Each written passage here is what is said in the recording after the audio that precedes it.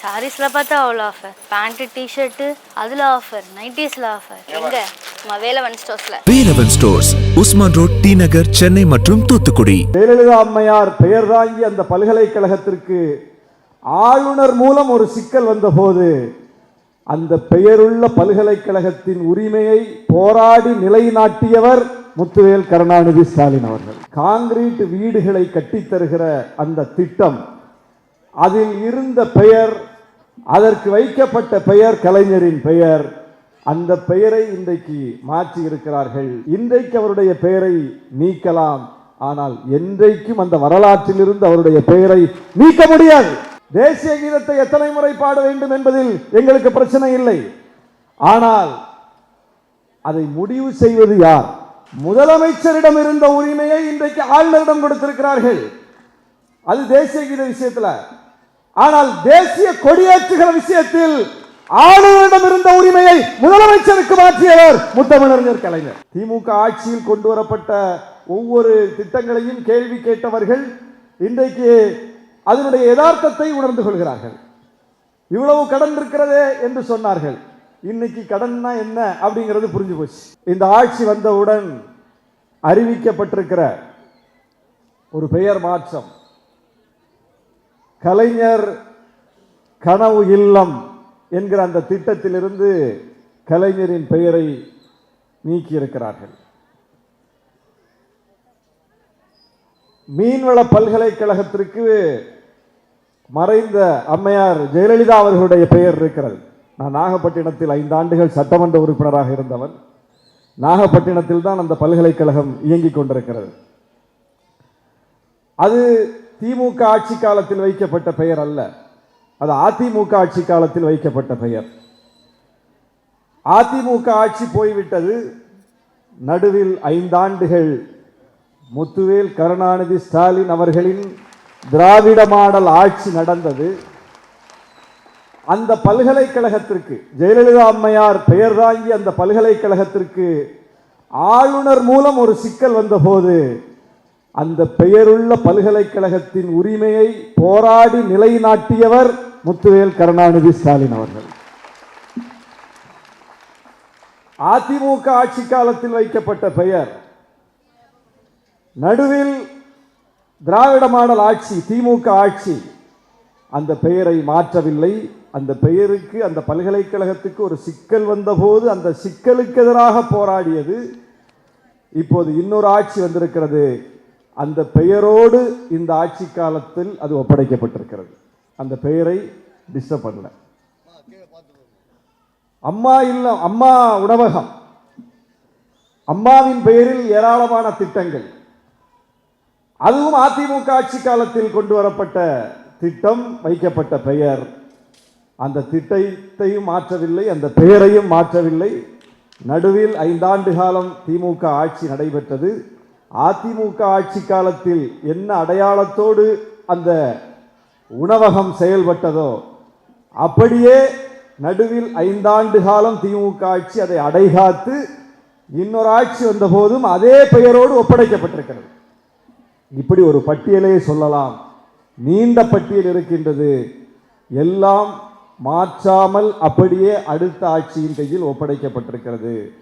ஆனால் அந்த குடிசைகளை அகற்றி காங்கிரீட் வீடுகளை கட்டித்தருகிற அந்த திட்டம், அதில் இருந்த பெயர், அதற்கு வைக்கப்பட்ட பெயர் கலைஞரின் பெயர். அந்த பெயரை இன்றைக்கு மாற்றி இருக்கிறார்கள்.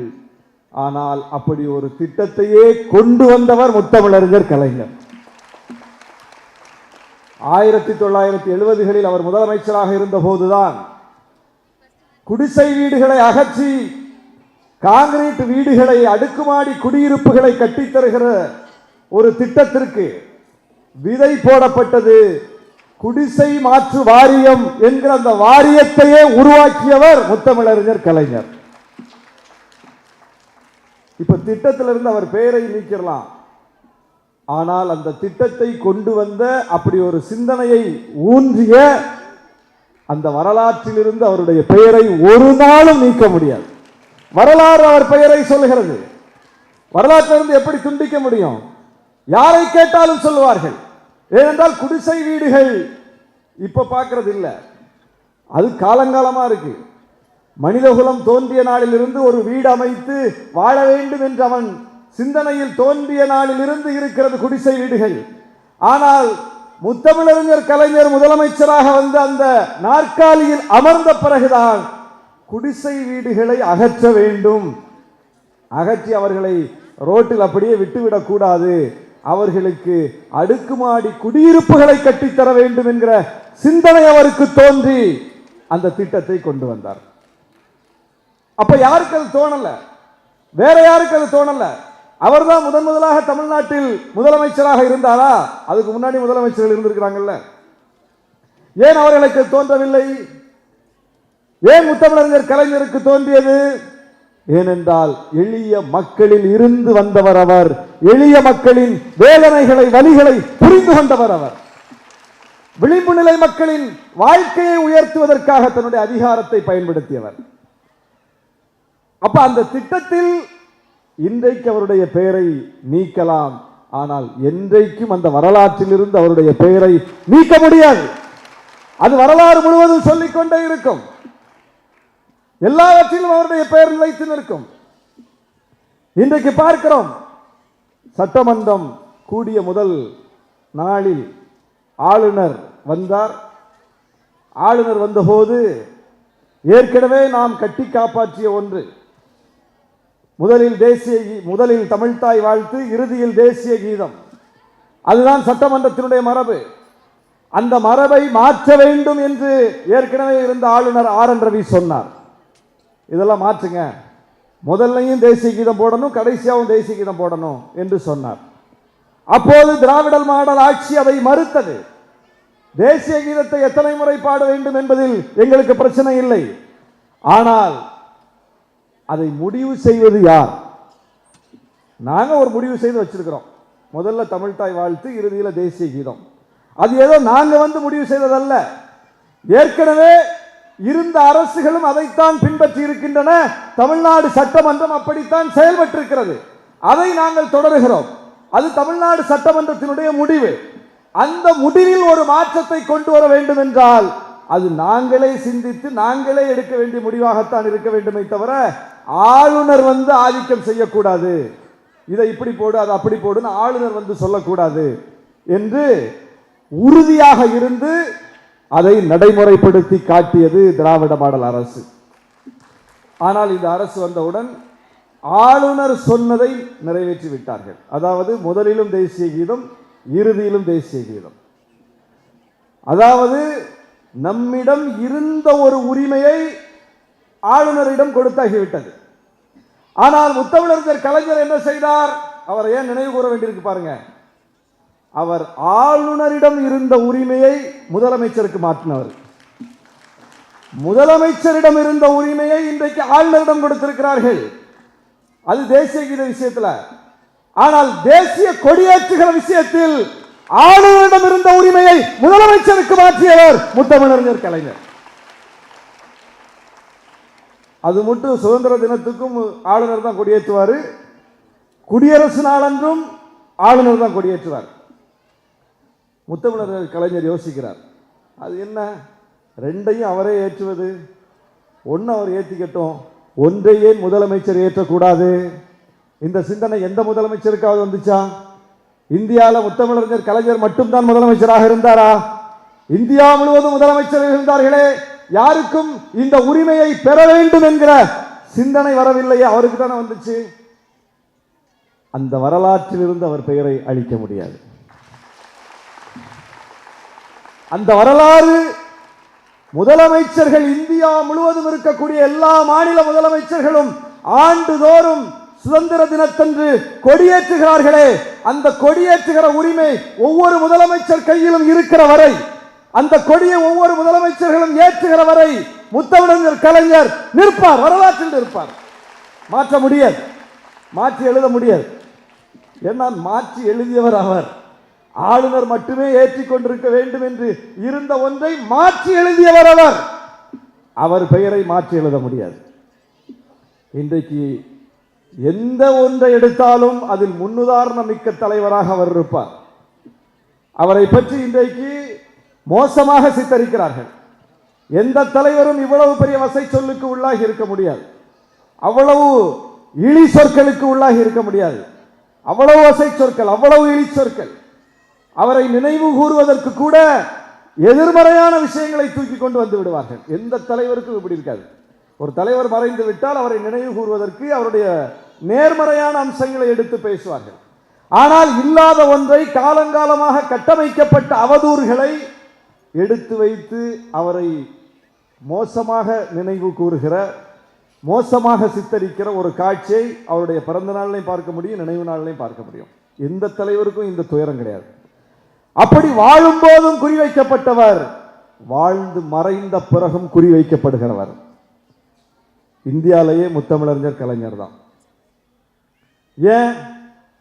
அவர் அந்த உள்வாங்கிய கொள்கையில சமரசம் செய்திருந்தால் அவரையும் கொண்டாடி இருப்பார்கள். மற்ற தலைவர்களை எல்லாம் கொண்டாடுகிறவர்கள் இவரை ஏன் தூற்றுகிறார்கள்? இவர்தான் இனப்பகைவர்களுக்கு கடைசி வரை அச்சுறுத்தலாக இருந்தார். இவர் கொண்டு வந்த திட்டங்கள் தான் அவர்களை உலுக்கு உலுக்கு என்று உலுக்கி கொண்டிருக்கிறது. பேராசிரியர் முனைவர் பர்வீன் சுல்தானா சொன்னார் அல்லவா, வள்ளுவருக்கு வானுயர சிலை வடித்தார் என்று. அதையெல்லாம் அவர்களால் எப்படி தாங்கிக் கொள்ள முடியும்? செம்மொழிக்கு, அந்த செம்மொழி தமிழுக்கு செம்மொழி அங்கீகாரத்தை பெற்று தந்தவர், அதை எப்படி தாங்கிக் கொள்ள முடியும்? காலங்காலமா அவன் ஒரு கட்டமைப்பை ஏற்படுத்தி வச்சிருக்கிறான். சான்ஸ்கிரிட், சமஸ்கிருதம் தான் மூத்த மொழி, சமஸ்கிருதம் தான் செம்மொழி அப்படின்னு அவன் ஒன்றை உருவாக்கி வைத்திருக்கும் போது, சமஸ்கிருதத்திற்கு செம்மொழி அங்கீகாரத்தை பெறுவதற்கு முன்னால் தமிழுக்கு பெற்று தந்தவர் முத்தமிழறிஞர் கலைஞர். எப்படி அவனால ஏத்துக்க முடியும்? அவரை எப்படி ஏத்துப்பான்? பொருளாதார அடிப்படையில் இடஒதுக்கீடு, அதிலும் குறிப்பாக முன்னேறிய வகுப்பினருக்கு இடஒதுக்கீடு என்று நம்மோடு அணியில் இருப்பவர்கள் கூட அதை ஏற்றுக்கொண்ட ஒரு சூழலில் அந்த கொள்கைக்கு எதிராக கடைசி வரை நின்று போராடியவர் முத்தமிழறிஞர் கலைஞர். எப்படி அவனால் அக்செப்ட் பண்ண முடியும்? எல்லா கட்சியும் ஏத்துக்குது. இந்தியாவை ஆளக்கூடிய பிஜேபி பொருளாதார அடிப்படையிலான இடஒதுக்கீடை கொண்டு வருது, காங்கிரஸ் அதை ஆதரிக்குது, கம்யூனிஸ்டுகள் ஆதரிக்கிறாங்க, ஏத்துக்கிறாங்க. ஏற்றுக்கொள்ளாமல் சண்டையிடக்கூடிய இயக்கமாக இந்தியாவில் திராவிட முன்னேற்ற கழகம் இருக்கிறது. அதில் ஃபைட் பண்ணுது. ஃபைட் பண்றது மட்டுமல்ல, இந்தியாவிலேயே எல்லா மாநிலங்களிலுமே பல்வேறு வகையான இடஒதுக்கீடு பல்வேறு காலகட்டங்களில் கொண்டு வரப்பட்டிருக்குது. அப்படி கொண்டு வரப்பட்ட எல்லா இடஒதுக்கீடுகளும் நீதிமன்றத்தில் சட்ட சிக்கலை சந்தித்திருக்கிறது அல்லது ரத்து செய்யப்பட்டிருக்கிறது. கூர்மையாக கவனிங்க, தமிழ்நாட்டில் கூட எடப்பாடி ஆட்சி காலத்தில் கொண்டு வரப்பட்ட 10.5 விழுக்காடு இடஒதுக்கீடு வன்னியர் சமூகத்திற்கு இருக்கா? இப்போ இல்ல. யார் ரத்து பண்ணா? நீதிமன்றம் ரத்து பண்ணிருச்சு. ஆந்திராவில் இஸ்லாமியர்களுக்கு ராஜசேகர் ரெட்டி முதலமைச்சராக இருந்த போது 5 விழுக்காடு இடஒதுக்கீடு கொடுத்தார். இருக்கா? இல்ல. யார் ரத்து பண்ணா? நீதிமன்றம் ரத்து பண்ணிருச்சு. எத்தனையோ இடஒதுக்கீடு இந்தியா முழுவதும் நீதிமன்றத்தால் ரத்து செய்யப்பட்டிருக்கிறது. ஆனால் கலைஞர் கொடுத்த எந்த இடஒதுக்கீடும் நீதிமன்றத்தால் ரத்து செய்யப்படவில்லை. அருந்ததியர்களுக்கு அவர் கொடுத்த 3 விழுக்காடு இடஒதுக்கீடு, உள்ஒதுக்கீடு நீதிமன்றம் சரி என்று சொல்லி இருக்கிறது.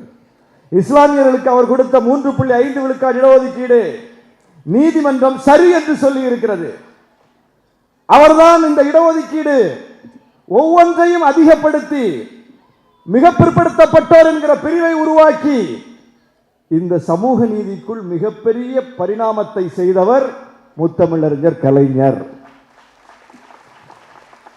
அப்ப இனப்பகைவர்களால் அவரை ஏன் ஏத்துக்க முடியலன்னா ஏத்துக்க முடியாது. அவர் ஆட்சி அதிகாரத்தில் இருந்து செய்த சாதனைகள் அப்படி. ஏதோ ஆட்சி வந்துருச்சு நம்ம செய்யறதெல்லாம் செய்வோம் என்று அவர் செய்யவில்லை. பார்த்து பார்த்து செய்தார். பார்த்து பார்த்து செய்தார். மொழிக்கு, பண்பாட்டுக்கு, இனத்துக்கு, மாநிலத்திற்கு பார்த்து பார்த்து செய்திருக்கிறார். வரலாற்றில் முழுவதும் அது பதிவாகி இருக்கிறது. அதை இந்த இளைஞர்கள்ட்ட நம்ம பேச வேண்டியிருக்குது. இந்த இளைஞர்களுக்கு அதை நம்ம சொல்லணும். அது சொல்லப்படாததன் விளைவு, அது சரியாக போய் சேராததன் விளைவுதான் இந்த இளைஞர்கள் வேறு ஏதோ ஒரு கனவு உலகில் பயணித்துக் கொண்டிருக்கிறார்கள். இப்போ அதை யதார்த்தத்தை புரிஞ்சுக்குவாங்க அவங்க. இன்னைக்கு யதார்த்தம் ஒவ்வொன்றையும் காட்டி கொடுக்குதுல்ல. திமுக ஆட்சியில் கொண்டு வரப்பட்ட ஒவ்வொரு திட்டங்களையும் கேள்வி கேட்டவர்கள் இன்றைக்கு அதனுடைய யதார்த்தத்தை உணர்ந்து கொள்கிறார்கள். இவ்வளவு கடன் இருக்கிறதே என்று சொன்னார்கள். இன்னைக்கு கடன்னா என்ன அப்படிங்கிறது புரிஞ்சு போச்சு. புரிஞ்சு போச்சா இல்லையா? ஒவ்வொன்றையும் பாருங்க.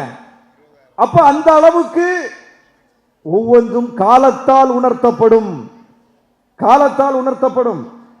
ஆகவே முத்தமிழறிஞர் கலைஞர் அவர்களினுடைய அந்த வாழ்க்கை முழுவதுமாக ஒரு பொது வாழ்க்கை, ஒரு பெரியாரிய வாழ்க்கை, ஒரு அம்பேத்கரிய வாழ்க்கை.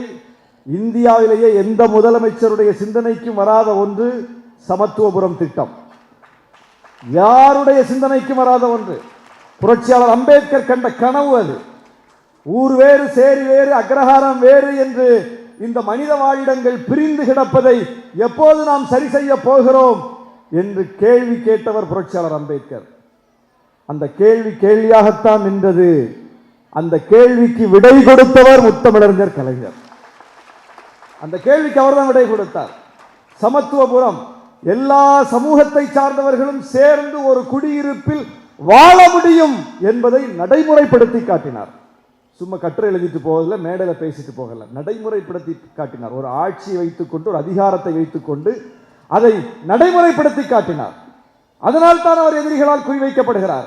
இருக்கிற சோசியல் செட்டப்பை மாற்றக்கூடாது, அது அப்படியே தொடரணும் என்று சொல்வதுதான் பிற்போக்குத்தனம். அதை நான் மாற்றுவேன் என்று சொல்வதுதான் முற்போக்கான அம்சம். சோசியல் ஆர்டரை மாற்றக்கூடாது, சோசியல் செட்டப் அப்படியே இருக்கணும் என்று சொல்லி அதன் பின்னால் போகக்கூடியவர்கள் தான் ஆட்சியாளர்கள். ஆனால் ஆட்சியில் அமர்ந்த பிறகு இந்த சோசியல் ஆர்டரை நான் மாற்றுவேன் என்று சொல்லி மாற்றி காட்டினார் அல்லவா? அங்கேதான் முத்தமிழறிஞர் கலைஞர் ஒரு யூனிக் லீடர், தனித்துவமானவர். தனித்துவமானவர். அப்படிப்பட்ட ஒரு தனித்துவமிக்க தலைவரை அவதூறுகளால் வீழ்த்த நினைக்கிறார்கள். வீழ்த்த முடியாது.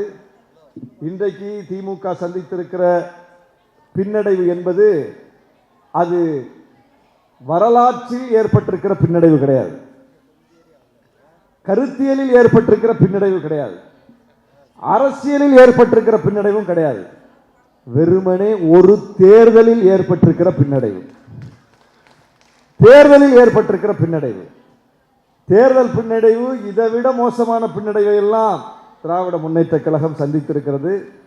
இன்னைக்கு 59 சட்டமன்ற உறுப்பினர்களோடு தான் ஒரு எதிர்க்கட்சியாக அமர்ந்திருக்கிறது திமுக.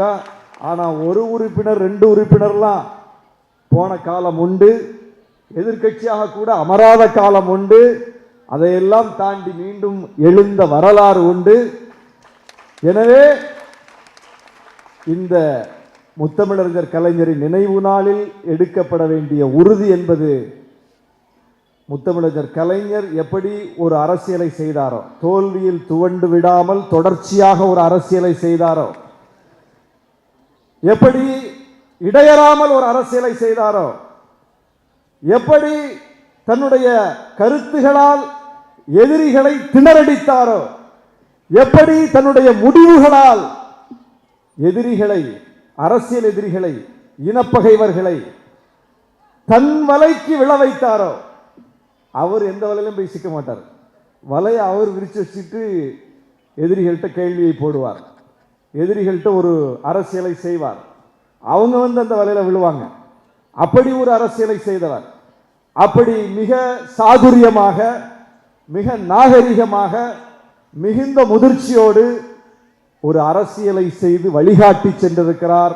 அந்த வழிகாட்டுதல் இருக்கிற வரை திராவிட முன்னேற்ற கழகமும், திராவிட இயக்கமும், திராவிட இயக்க அரசியலும் ஒரு நாளும் பின்னடைவை சந்திக்காது என்று சொல்லி முத்தமிழறிஞர் கலைஞரின் புகழை போற்றுவோம் என்று சொல்லி வாய்ப்புக்கு நன்றி கூறி விடைபெறுகிறேன். நன்றி, வணக்கம்.